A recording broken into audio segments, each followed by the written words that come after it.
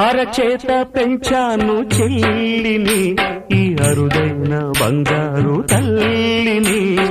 అడుగేస్తే పాదాలు కందవా, నా కన్నుల్లో కన్నీళ్ళు చిందవా.